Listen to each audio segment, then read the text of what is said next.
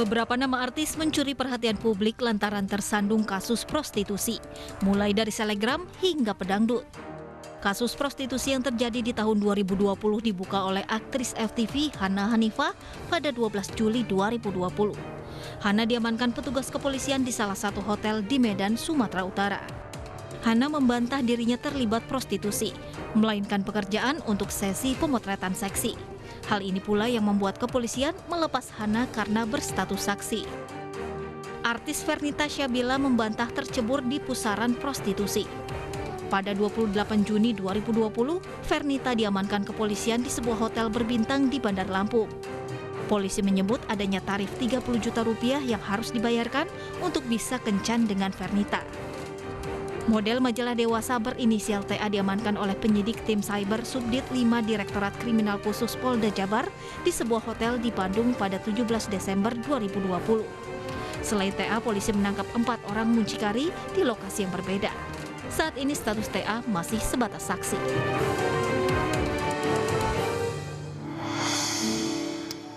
Anda masih menyaksikan Tausiah Akhir Tahun bersama saya dan Deddy Corbuzier.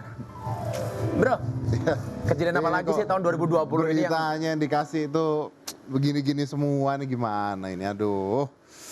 Aduh. Aku nggak ngira ya. Kok semuanya ada kaitannya dengan podcast elu ini?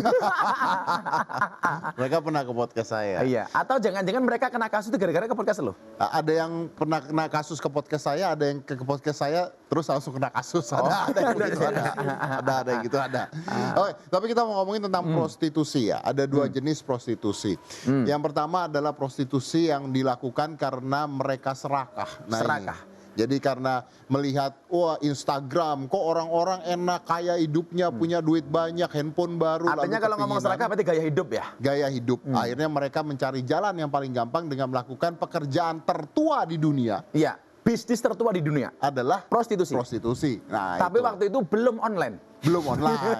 Itu yang pertama.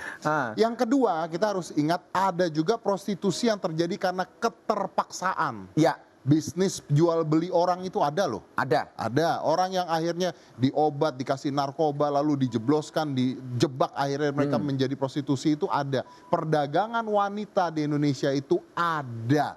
Nah, namanya apa? Human trafficking. Nah, ini jangan disamakan nih, karena mereka ini adalah korban. Iya. Gitu. Nah, yang kita bahas bukan karena gaya ya? Bukan karena gaya hidup, karena mereka korban dan mereka nggak bisa keluar dari jeratan mafia tersebut. Ini ada dan banyak, dan bahkan ada sampai anak kecil yang usianya berapa belas tahun sudah dijebak. Dan lucunya bro, pandangan masyarakat itu ngebiah uyah, mengeneralisir. Betul. Baik yang gaya hidup maupun yang kena terpaksa. Yang kena terpaksa. Padahal kan nggak boleh. Betul. Ada juga, nah ini ada di tengah-tengah, misalnya orang tuanya sakit, mau meninggal, harus operasi, nggak punya duit, utang sana, utang sini, nggak bisa.